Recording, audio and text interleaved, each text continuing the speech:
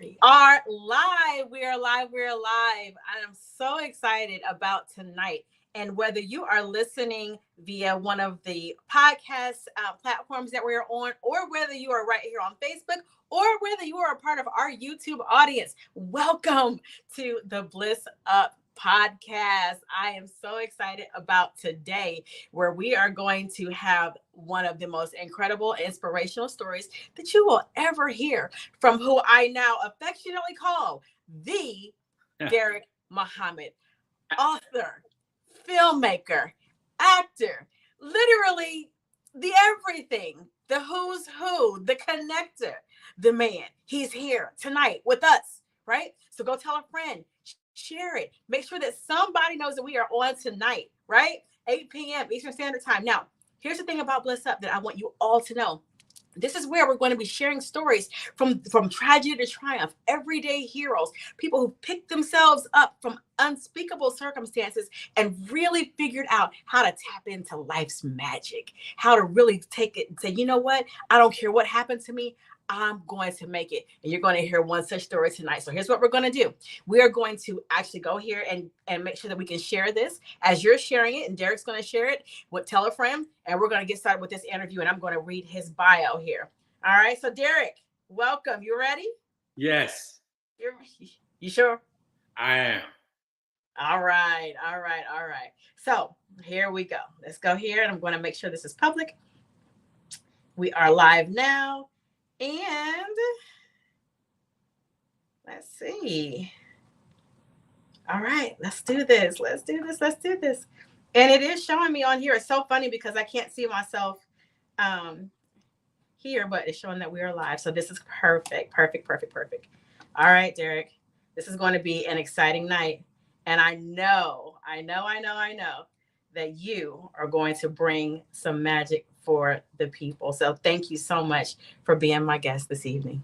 Well, hey, I'm honored to be here because, ever since I met you, it's been magical and mystical and amazing. So thank you for having me. I'm humbled and honored.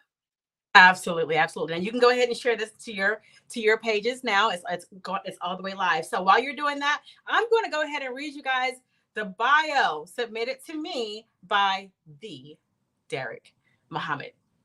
Derrick is a native of Youngstown, Ohio, a fellow Ohioan. Can y'all believe that?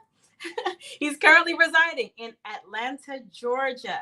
Because Derrick's versatility as an actor extends from being funny to dangerous in the blink of an eye, he's affectionately known as the low-budget Don Cheadle. And I said, well, why would they call you that? And he said, well, I got the Don Cheadle skill, but we're still working on the Don Cheadle racks. You know what I mean? That's right.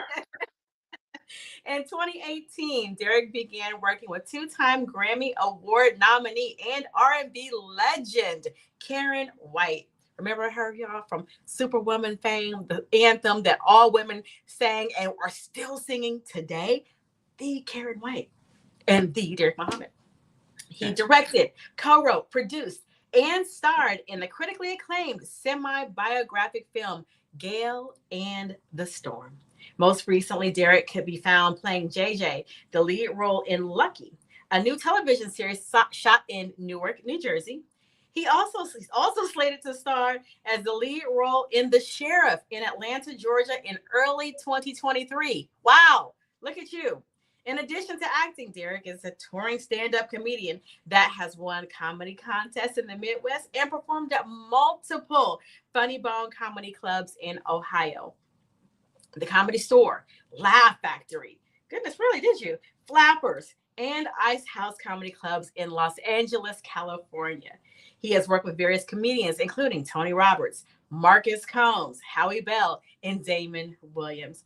Derrick heads up his own film and production company called Mecca Don Films, LLC, which has several film and television projects at various stages of development and distribution. So, with that being said, you guys are going to get a treat tonight. As you can see, the accolades speak for themselves. I've got my purple little handkerchief ready in case he says something powerful, so I can just kind of give him some bliss up magic here. And we're about ready to rock and roll. So, Derrick, welcome to Bliss Up.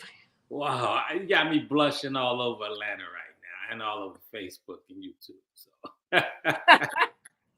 That's fantastic. That's fantastic. So tell us, you grew up in Youngstown, Ohio, right? Tell everyone, like, what was that like? Take us to the beginning of what made you you, and how did Youngstown shape you? oh wow, Youngstown is a gritty city. Actually, it's a mafia city. It sits on the border of Pennsylvania, hour from Cleveland, hour from Pittsburgh, 4 hours from New York.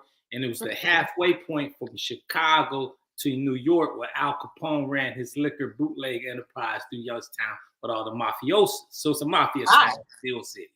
And mostly everybody in Youngstown got a little bit of gangster in them. My mama had some gang. My mama and daddy had gangster in them. So it just ran. You had gangster parents. Yeah, right. So, okay. But the thing about Youngstown is tough people come out of Youngstown. Most of them tough Midwest towns, man. You just got, we say, Still Valley blood, and it just shows a grit. And if you can make it in Youngstown, you can make it anywhere.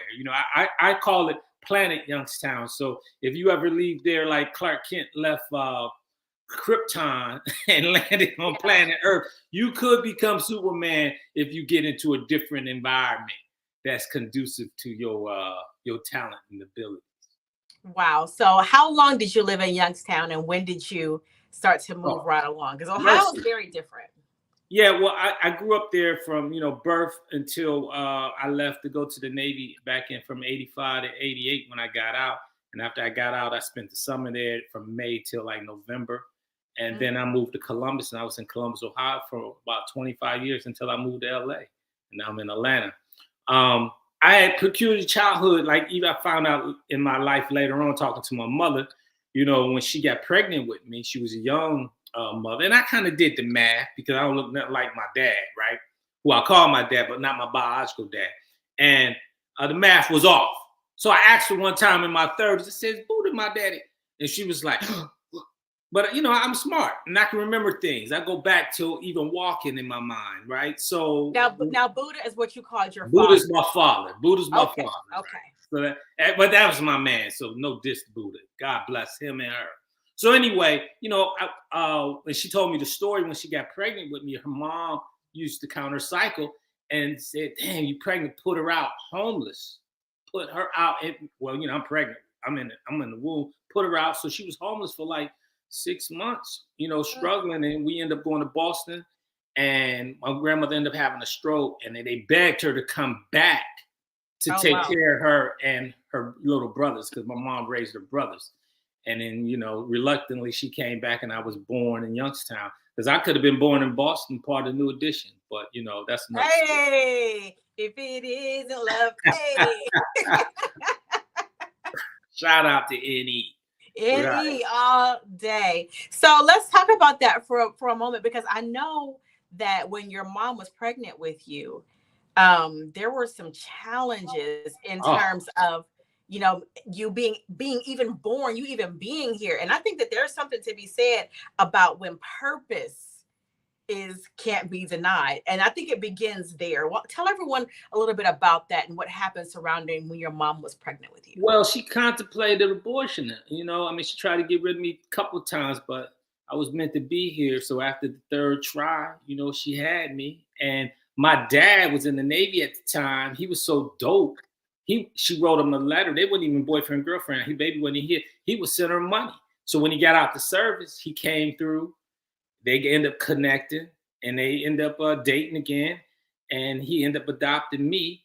And then he had my two sisters. So, I never knew, like, he's my dude. Like, that's my guy. I'm so blessed to have those parents. Now, they had their own mathematics on how they dealt with each other, but they was married for 53 years before he passed the year before her. And, they just was amazing people. And, they just gave me the best I could. And one thing about them, I, always grew, I used to play in the house by myself because I used to always stay on punishment. And I would have, like, watch a movie and reenact it out, walking around the house. Now, today they would probably say I was autistic. But in my mind, my sister's like, well, he got imaginary friends. And I was like, no, I got friends. I would reenact the movies. But but nobody else could see them. Your Right. imagination, they were real. Yeah, because in my mind, that's the reason why I can see things in my mind, even if I'm directing and acting, it's kind of easy for me because I see the angles because I can, for some reason, I have a photographic memory and I can see myself outside myself. So Okay. therefore I can frame it and I know how I want to portray the character. It's kind of unique to say that. And, but that's one of the abilities and gifts I have that I can see it mentally, what I look like, not looking at it. I can project that. So I want to say something on that, which I think is awesome, but I want to rewind a little bit because you kind of skirted over a big deal and a big statement, right? And the reason why I want to say something about this really quickly, and you've interacted with me enough to know how I am and what I'm listening to in order to steer Gotcha. this conversation, right? Because this is going to bless somebody. When you said after the third time, she tried to get rid of me. Imagine when purpose can't be denied. And I want to say that to somebody 3 times trying to abort a child, and the child is still here. That is incredible.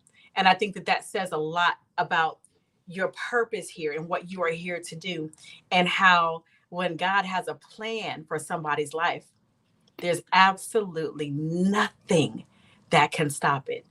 Right. And so whoever you are out there, whatever you're thinking, like, oh, this happened or that's happened, no matter what you're going through, if there's a plan for your life, nothing can stop it. Now, you had amazing parents.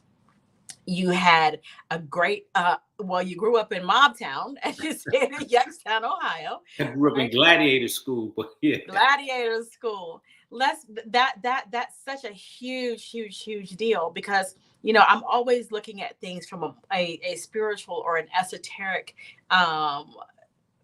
perspective, right? And so when I'm looking at this and looking at all that you've done and all that you've been through, typically when people are when this happens, you know what I mean? For example, if there's trouble in a pregnancy, or like you were saying, your mom's like, hey, my mom didn't want me to have this child. This child is an inconvenience. I'm young. I don't know what else to do. Let me, have an abortion, right? Didn't work.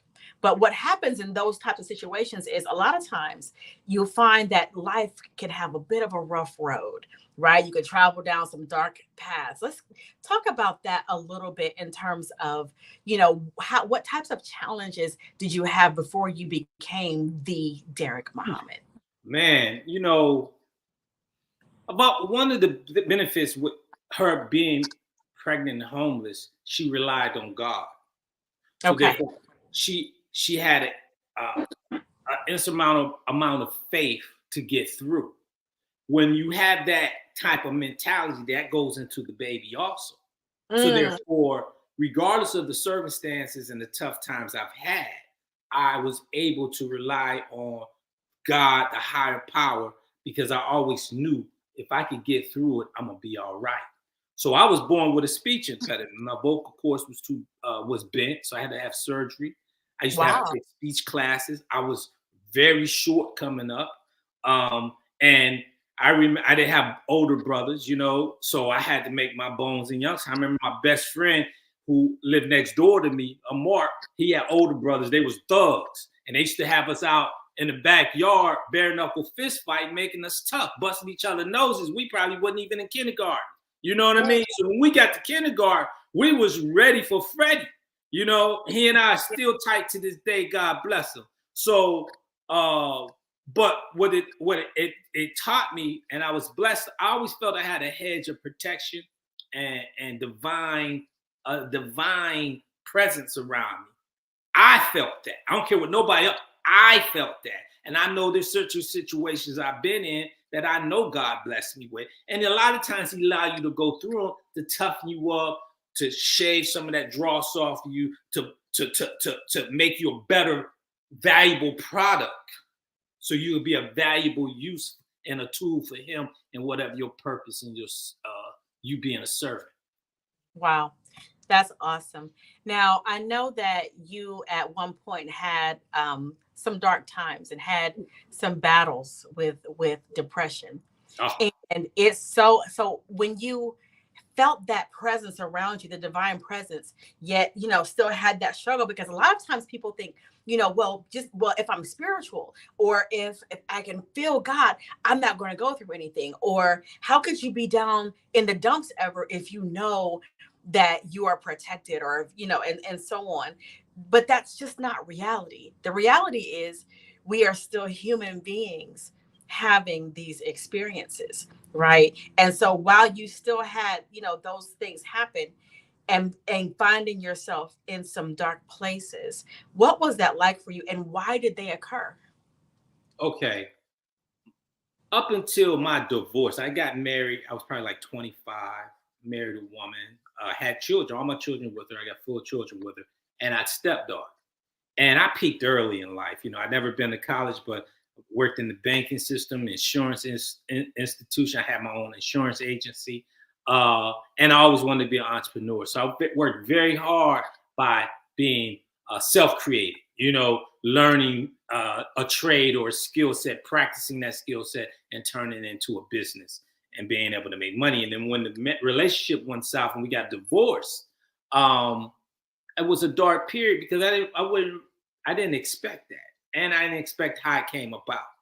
So nevertheless, got divorced, and I was in the Nation of Islam at the time, but at this I was out of the mosque. She had been out of the mosque. So we had stopped practicing the tenets of that, So we got divorced, and I just fell down into a spiral staircase. And I'm gonna tell you, this is what happens. If people know that you have a certain passion or love, they can taint that, want to control you, and take your good qualities and say that your good qualities are no good for them. And that's all you got to offer is your good qualities. It used to be hot to you, sexy to you. I was the man, but now you don't like them. Now I'm too gregarious, or I'm too charming, or magnetic. And then later on, I found out that I'm just that way, and I think that could cause a bit of jealousy to a degree. I'm gonna be kind with that word.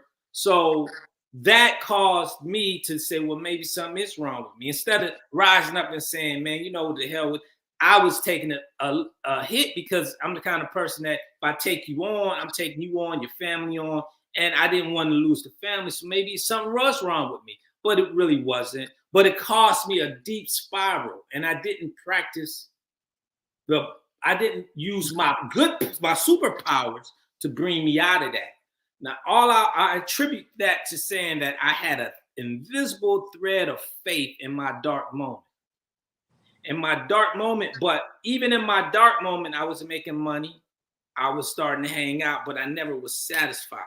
And even further and further I went down, and darker I went down, I knew there was something greater in me than the circumstances around me.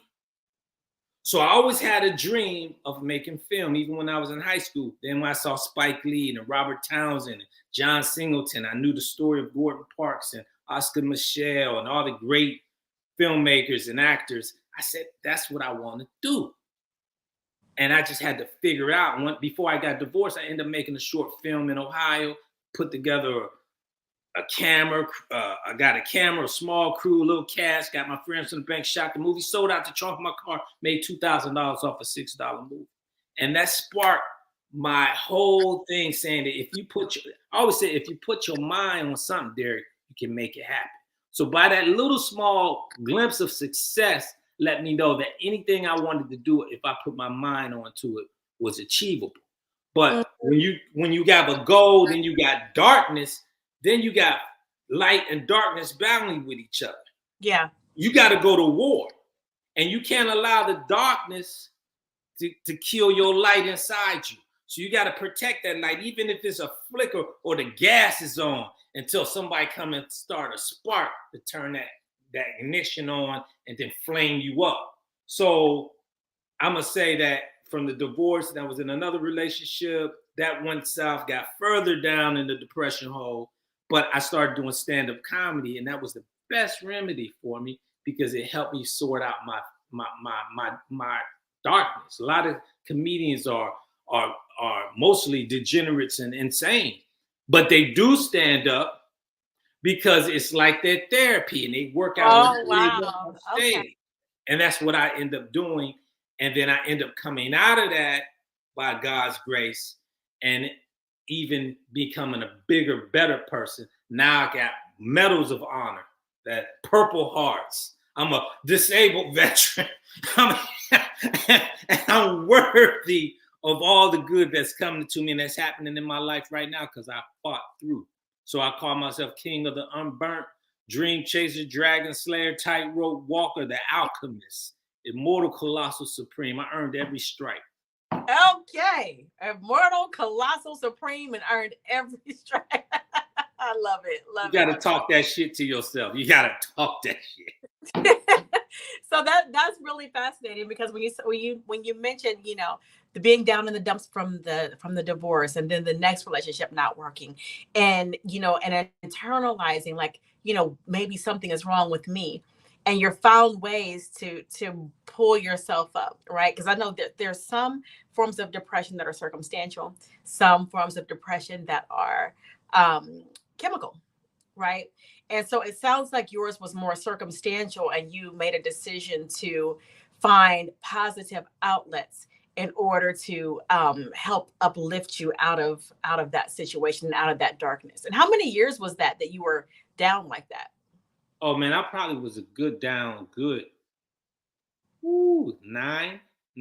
to 10 years, a good decade, I would say. Mm-hmm. But in that darkness, there was light, and the light was internal, though. Okay. And a lot of time I tell people, you can't share with everybody or anybody what your main goal is, because somebody will say, "Look at you." I remember I started doing stand-up. My ex-wife say, "Are you insane? I should have you checked in because you're not funny. I heard you're as funny as a truck full of dead babies." I'm like, that ain't funny. Exactly. I was like, damn, that's brutal. You know what I mean? Wait a minute, back up. She said, I'm sorry. That caught me off guard. I apologize. You off guard. That's not funny. That's really not funny. That's terrible. That's but the shock.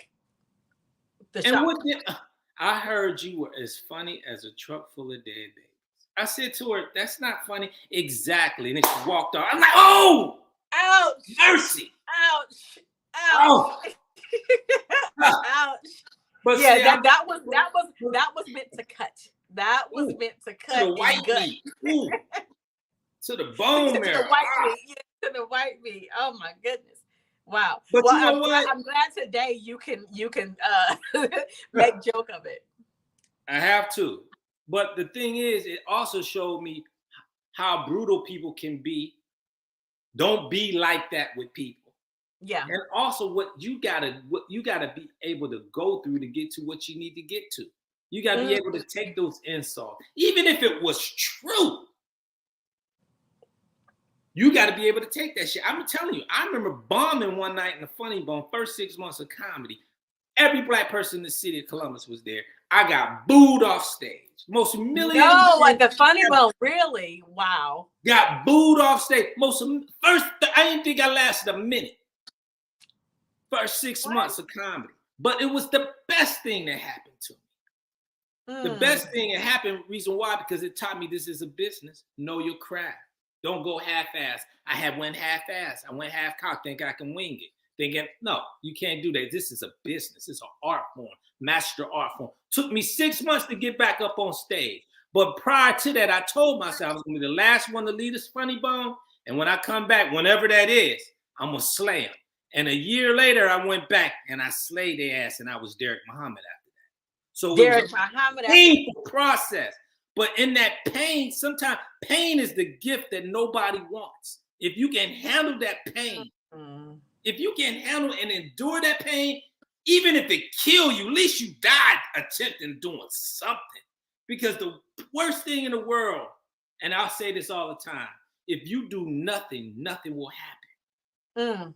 So go for it. In the worst case, you'll fall on your face, you can regroup, and you can re-strategize. So I had plenty failures in my life, and now I'm living through some success. And that ain't everything peachy keen, but it ain't what it used to be either. And I'm in the game. You in the game. Like you get some purple, handkerchief in the game. Dang. So let's talk about that. That is awesome because what it is, and I'm looking here at a comment from Rochelle Shelley Lee who said that she has a nice strong arm emoji there, and she's saying fortitude and resilience, and that's really what it's all about, right? It's like, okay, you got the rejection, you got booed off stage, but you didn't quit. You got back up and you got back in the game. And that's what it's all about. That's where the magic happens because resistance comes to all of us, right? Adversity comes to all of us. What do we do with it and how do we bliss up?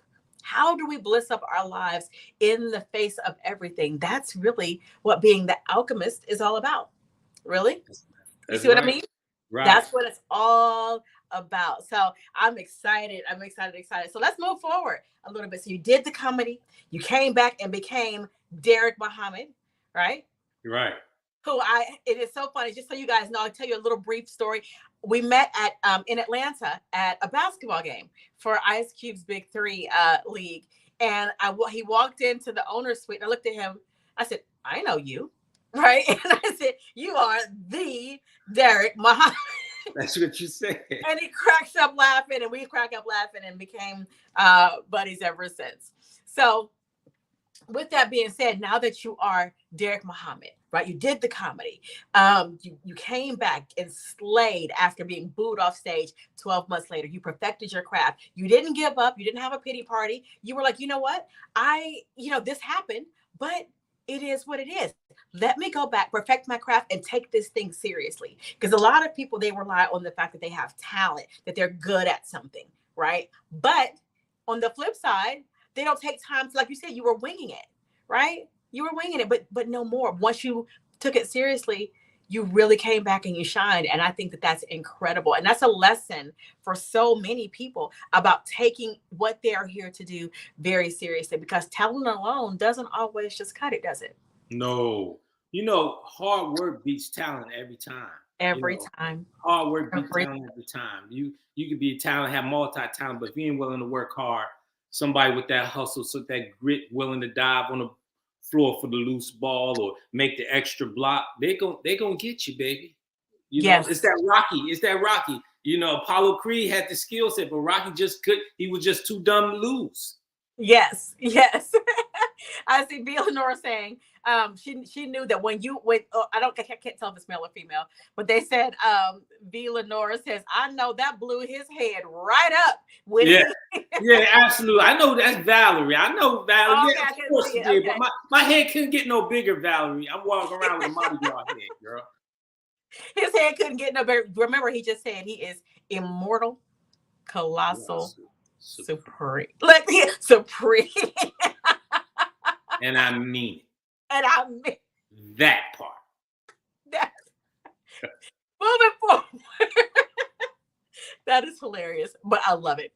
So, with that being said, let's move forward. You had that victory. How did you then start moving into film and becoming a filmmaker and living out that dream? Okay, so I did my first movie back in '98 myself. Sold out trunk of the car. In Columbus, when I was doing stand-up, I ended up doing a feature film with Mark Cummings. Shout out to Mark Cummings. Did a film called The Buyout. Took us 6 months to shoot it in the depth of when it was cold. And it did really well. So that was my first starring role in a feature film. He did really good. I'm proud of that. So doing stand-up, I knew I could make movies. But stand-up, I knew I had to learn. When I moved to LA, I was doing stand-up comedy. I was reffing ball, and I was auditioning, right? And I remember going to acting class, and I met Karen, the Superwoman, my business partner, Karen White, in acting class. And when I met her, I was like, I know that face. And then when I found out, I was like, damn, okay, dreams come true, girl. You cold with it, I'm yes, she is. And we just hit it off. And one of the things is that I remember going on 8 auditions one day. I probably got one of them roles, but it was just the fact that I was grateful to be going on auditions because this had been a lifetime journey. So when I started training in acting, I got good. I was trained in the Ivonic Chubbuck technique. And I said, you know what, I'm tired. You got a name. I know we could put together a movie. Let's put our wits together, and we put together Gale in the Storm. Once we put That's you and Karen did that. me and Karen, and we put Awesome. together, and it's my shameless plug because I'm a salesman too, right? Gale in Oh, the Storm, nice. right? And we just got that back from the distributor, and we about to renegotiate a new deal with a new distributor. So stay tuned. I'll let y'all know where it'll be premiering. Yes. But we put that together, and we shot in 2017, came out 2018. We wrote it. I co-wrote it with her. She allowed me to direct it. That's my first director debut. Produced it with her. I co-starred alongside of her with a 5-person crew. We shot in 7 days. Wow. 7 days, and we got distribution. It was a small budget, and I've been leveraging Gale in the Storm ever since. So that got me the directing part with 2 reality shows in Florida, BBW and the Etiquette with Jackie. It got me Lucky pilot in that series. It got me end up working with the producer down here in Atlanta, Man Robinson. I just made the first season, small role in the first season on 10, which is probably going to be on either Netflix or something. I don't know. I'm just throwing that out in the atmosphere. I don't know where it's going to be, but it's going to be huge. And it's got a lot of stars in it. It's going to be that thing for 2023. And I'm honored to be a part of that, that cast. And then we got the Sheriff coming up. I wrote during Ramadan. So the thing is, I end up leveraging what I did because in my mind, you got to put yourself on. No opportunity to go knock on the door. You got to go after it. I just came back from American Film Market a few weeks ago, top of November.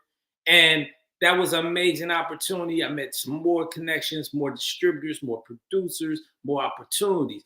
But as I say, you got to be in the room. But when you not only get in the room, you got to be able to present yourself. And let's talk about that for a moment, Derrick. How did you prepare yourself? Because I know that you work with a lot of celebrities, like you said, a lot of stars, in the movies that you're doing and the things that are to come for 2023. A lot of people don't feel like they belong, but you knew that you belong. But what did you say to the person who is maybe nervous about networking with what is perceived as high-level individuals? What do you say to them in terms of their confidence and being able to walk in the authority that you walk in? One of the things is, Ben, you got to have your confidence. That's the key component. Confidence is the key component because it's your energy. I can read if a person not confident. Now, if I'm compassionate enough, I can deal with you, but you got to believe in yourself. And more importantly, not only believing, you got to know it. Yes. Knowing it is more important than believing it. You got to know that you're the best at what you do, or you're good at what you do, and you're striving to get better. So I tell myself in my journal, I'm the best writer, the best director, the best producer, the best actor, best comedian, best author, best businessman, the best. I put that in the forefront. I say these affirmations. Now, even if I'm not that in the atmosphere, I'm working towards that, to strive towards that greatness. That's the problem. We don't have ambition like we used to. We all got, just complacent. And nothing about in our DNA is settled for mediocrity and complacency. Our DNA is built on greatness. Our ancestors put the sun, moon, and stars out there. We're the reasons why the planets rotate, why we got oxygen to breathe. We did that, and we made the heavens and the earth, and we put this and there out there. The we is the us. We just been in a situation through an experiment that we don't know who we are. Once we find out who we are, we will attach to the strength in us and we'll become all that we're supposed to be, the I am. That's why it's talking the positive affirmation. I don't want no negative shit about I can't. It's too hard. If it was easy, everybody would do it. It's supposed to be hard to separate the truthful ones from the liars. You're supposed to get rejection. No to me just means not right now. So that's what I'm saying. Well, with my birth, I came up under tough gladiator school, so I'm used to getting handled in disappointment and rejection. I just dust that shit off. No just means not right now. Absolutely. But they say, well, what if it don't happen? But what if it do? And how would you know unless you go out and do it? So, like I said, if you do nothing, nothing will happen. Mm-hmm. Absolutely. So you did Gale in the Storm. And that opened up to so many other opportunities for you, especially as you're moving forward into 2023. All right. We've got so many people that are coming here. They're telling you to say it, telling you did a great job. You've got unboxed vision. And I absolutely love that. I love that. And you're inspiring the people. And so I thank you for that. So in moving from everything that you've been through, Derrick, and looking at where you are going, what's the thing that you are most excited about? You know what I'm really excited about? I'm excited about two different things. Well, let's go with, I'm excited about my new venture in Atlanta with Man Robinson and his studio. Tell everyone who that is. They might not know. Man Robinson is a filmmaker, writer, director, producer. Got 30,000 square foot studio in Atlanta in East Point. And he's doing amazing things right now. He got On 10. He got a movie called Sebastian just dropped. He did Super Turn. It's on Tubi and all the other platforms. And we're talking about doing some collaborations with some micro budget movies, which he'll produce and I'll direct and star in some of them and work that out. I'm excited about that collaboration. I'm excited about other collaborations that I have pending right now from relationships I met at American Film Market, with helping people get their movies made as a producer. My goal is to have 20, 30 movies a year. When I saw this older white guy said he did 30 movies last year, I said, that's me. He's talking my language. And now they're just coming into play. So I put that in my mind. I wrote that in my vision book on my goal in my journal, and I'm working towards that. I'm excited about The Sheriff, my film I'm going to shoot in the spring that I wrote last year. I was supposed to shoot in July, but things happened, and that's all good. So we're going to shoot that. I wrote it. I'm directing. I'm starring in it. I'm going to shoot it in Atlanta. And it's am I going to get to be an officer in that movie, Derrick? I might have something extra special for you. We'll talk. I don't want to throw no roles up, but I think I got something for you. Knowing who you are now, I wrote a role for you before I met you, and I have to tell you about it. But I wrote a role for you without knowing it was you, but you fit that role to a T. Dreadlocks. Did you guys see that? Did you guys just see the what I threw out there in the atmosphere about me being in one of the movies? Did you guys see how that works? Closed mouth don't get fed. You feel me? There you go. And I want to give a shout out to my big brother Amir Rashid, who I just was with in Chicago. He got a security business, Vanguard International. So shout out to him, Danielle Smith in there, the Black Wolf. She was our guest last week. It was phenomenal. So if you guys did not see last week's or listen to last week's podcast, listen to the one with Danielle D. Smith. It was absolutely phenomenal. So with that being said, what did you do? Like a lot of people, they're like, they can't imagine making a movie because it's like, how much does that possibly cost? Where do you go get the money for that? How do you make something like that happen when, it's like, I have a dream, but how do I get there? What do you say to the person who feels like it's impossible because they don't have the budget? Well, it's not impossible, especially with technology these days. You can make a movie on your iPhone. I've done one. Creativity is the key thing, properly planning. But I tell people all the time, right now, people just think they're going to make a movie, they shoot it. You got to study the game. You got to study the greats, know how to I'm not a technical person, but I hire a technical person to give me the angles and the shots I want. I know what storyline I want. I know kind of characters I want to portray in the story I want to tell. But I said movie making is a gumbo. You got to have a great script, great production, pre-production, editing, soundtrack, sound mix, and you got to put it all together and make sure those ingredients blend right so you eat a wonderful stew.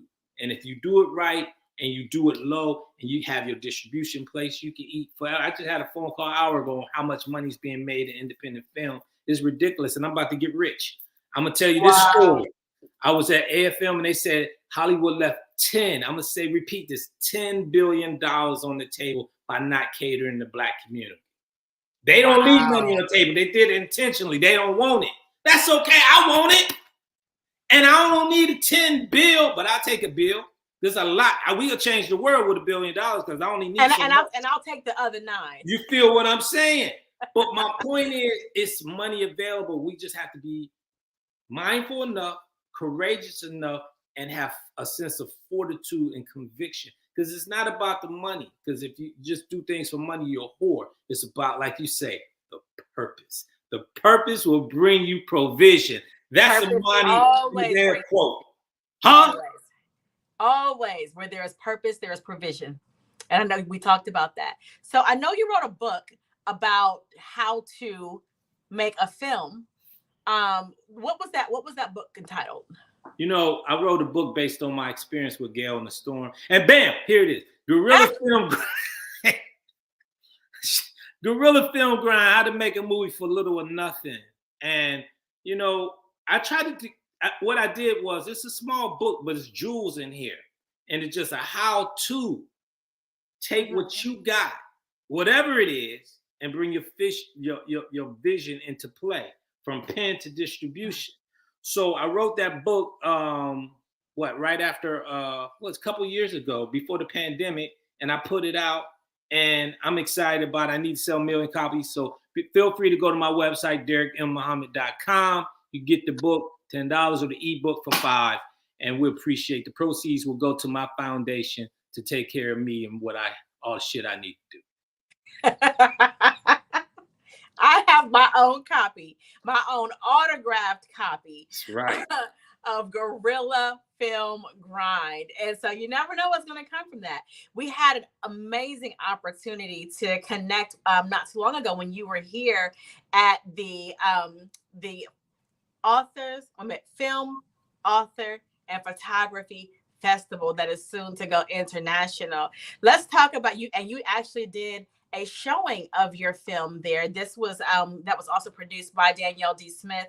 It's going to be in Vegas coming up, and just all over. And I know it's going global, but you got to be a featured not only instructor, so to speak. You were able to give a talk, about what you do and how to do it for those who are aspiring. But you also got to show your movie. What was the response like, and what did that feel like to come home to the Film, Author, and Photography Festival and to be honored the way you were?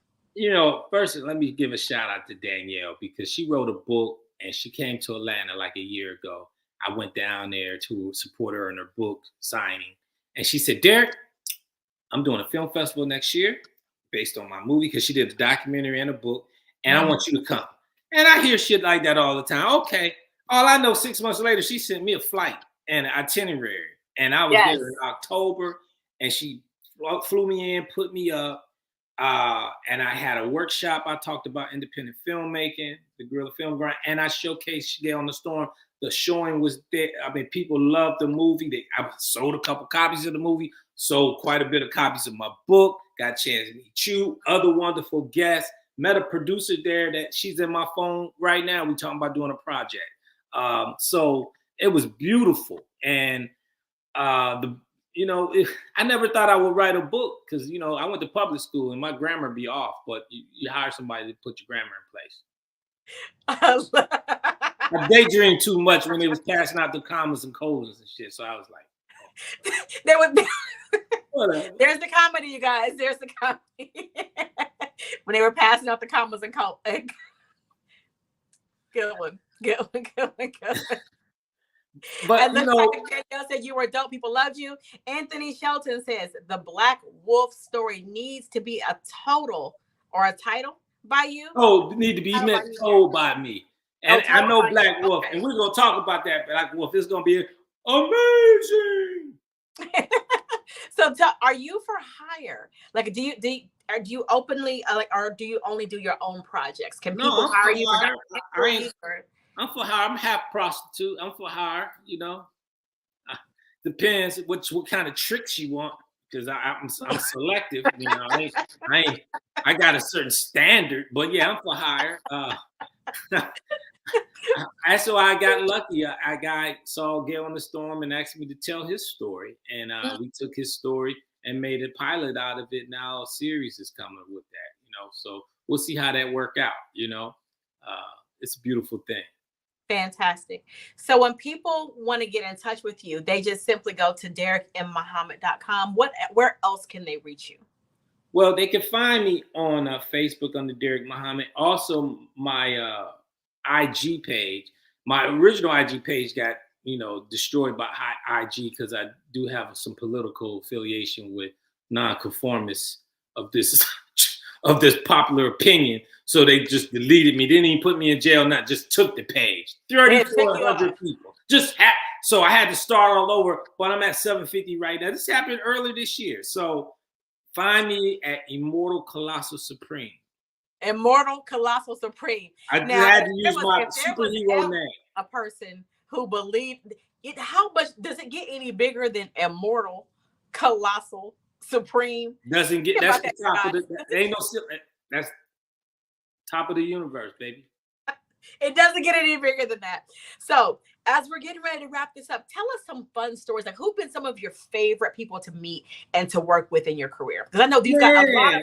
Lately, you've been like connecting and rubbing elbows with everybody. Who's been some of your faves? Wow. First, let me give a shout. I'm gonna tell you who's funny and cool is Bow-Legged Lou from Full Force. That's yes, I remember Bow-Legged Lou. Yeah, he calls me one time on my birthday and was stuttering, acting like he was some white woman, and he wanted my number. And I was like, huh? What? It was just so crazy. And then I found out it was him, so I called him back on his birthday, and I went handicap on him. I was like, Lou. And he was like, who is it? Jerry. And he couldn't hang up because he wouldn't hang up on a handicapped person. And I just rolled that joke for a long time. And then I started laughing and told him it was me. He said, man, how you gonna go full handicap on me? But he's one of my favorite people. Patti LaBelle. I met Patti LaBelle. Patti LaBelle took a picture with me, put her hand on my chest. Patti. And I was like, look at you go. Ooh, look at you go. Then I met Shaka Khan, cool. I met Vivica Fox, she's mad dope. I had the privilege of being an acquaintance of Janet Jackson. Took a picture with her. It was lightweight, but lightweight, lightweight. What I mean?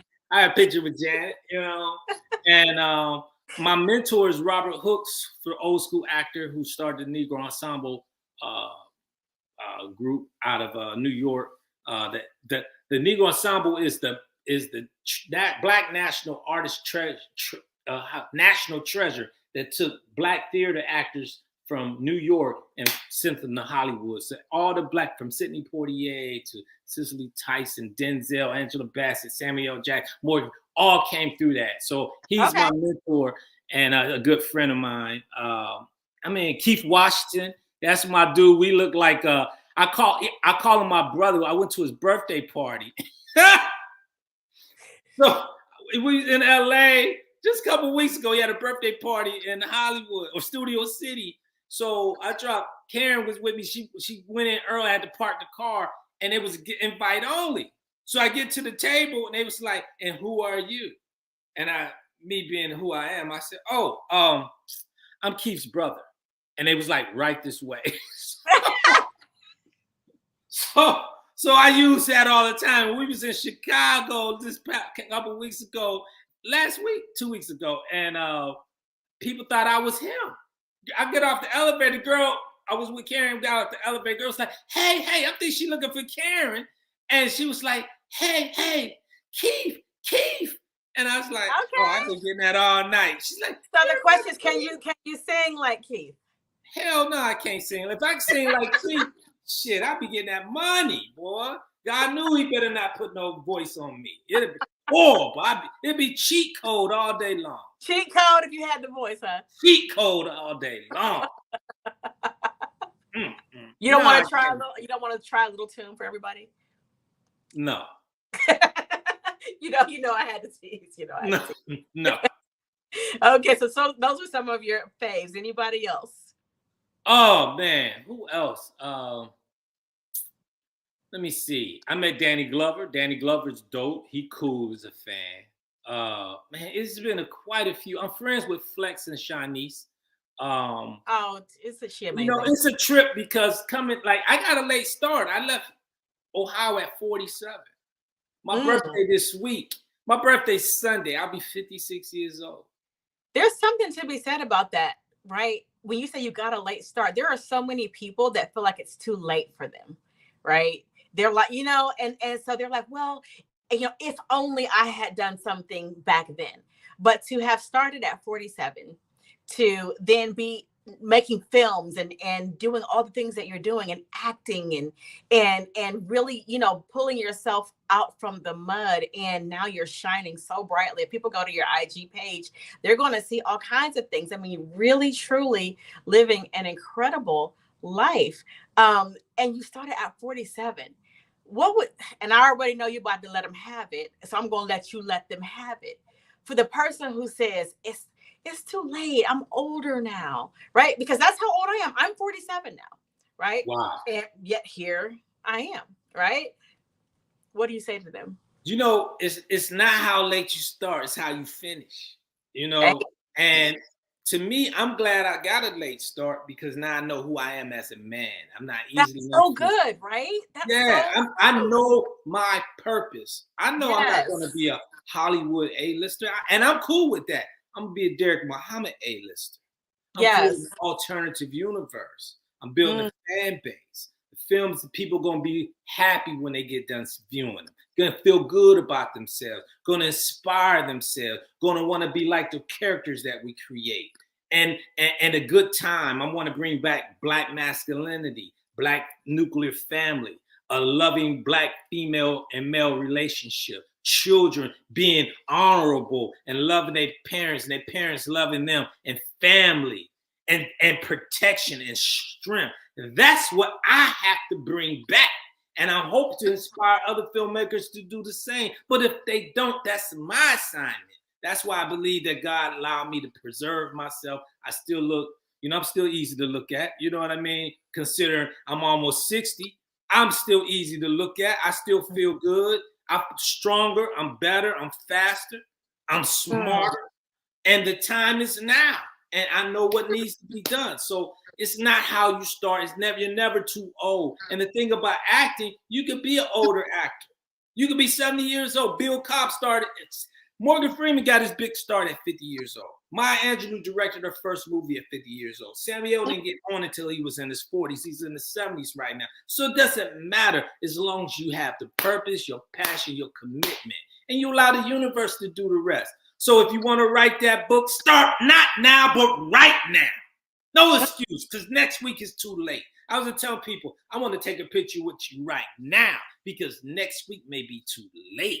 Let's do it not now, but right now. Let's make memories of right now. Write your goals, write it into existence.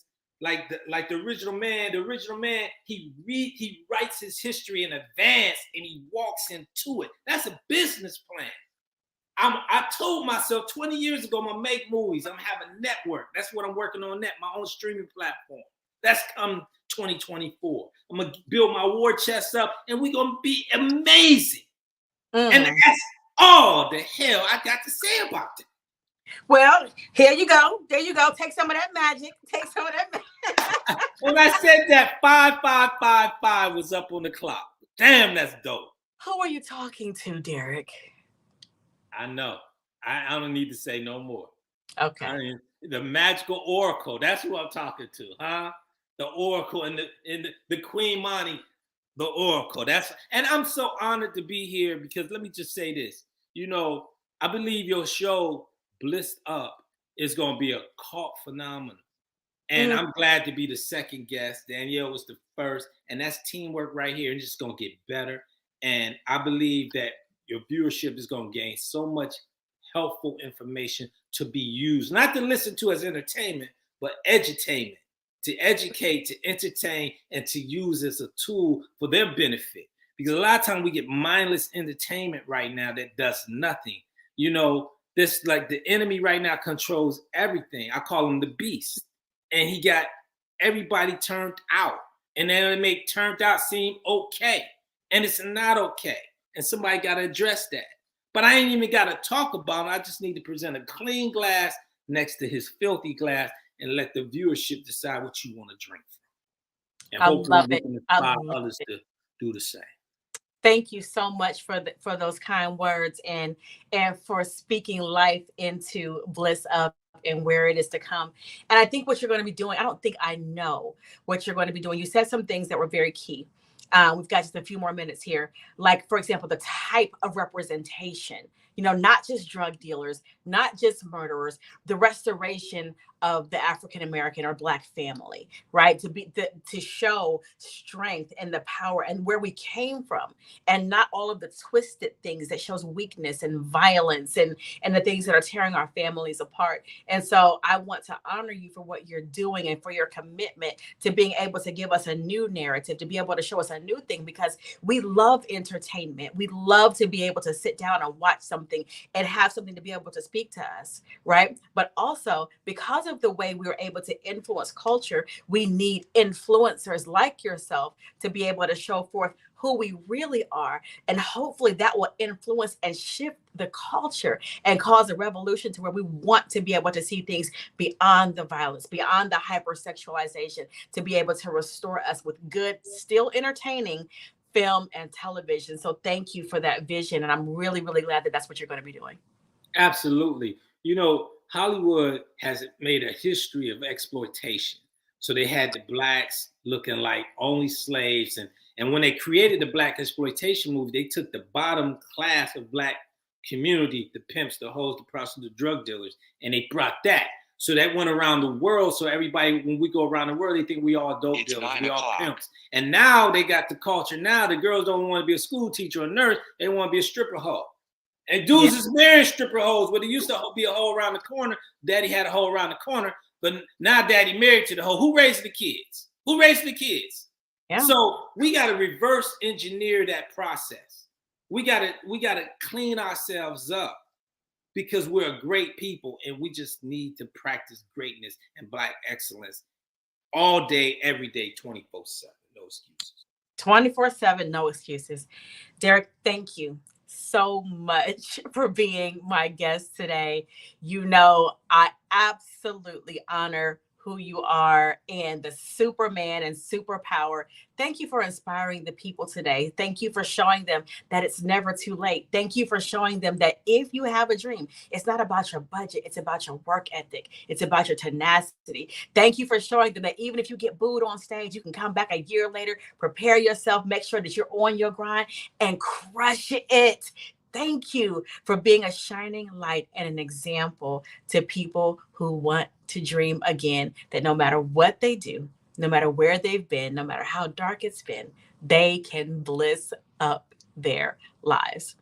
Thank you again. And for all of you, whether you are listening via Spotify or wherever you are, whether you're on YouTube, whether you're on Facebook, no matter where you're at listening to us, know that we are going to be here every Tuesday at 8 p.m. Eastern Standard Time live. If you're listening to the replay, thank you so much. Make sure you share this with somebody. Tell a friend. This was an incredible opportunity to connect with the Derrick Muhammad. We will see you all next week right here on Bliss Up. Tell a friend. And perhaps what Derrick said about what Bliss Up is going to do is going to be able to help inspire you. Sending you guys big love. Thank you so much for being here. And until Tuesday, take care. Love y'all.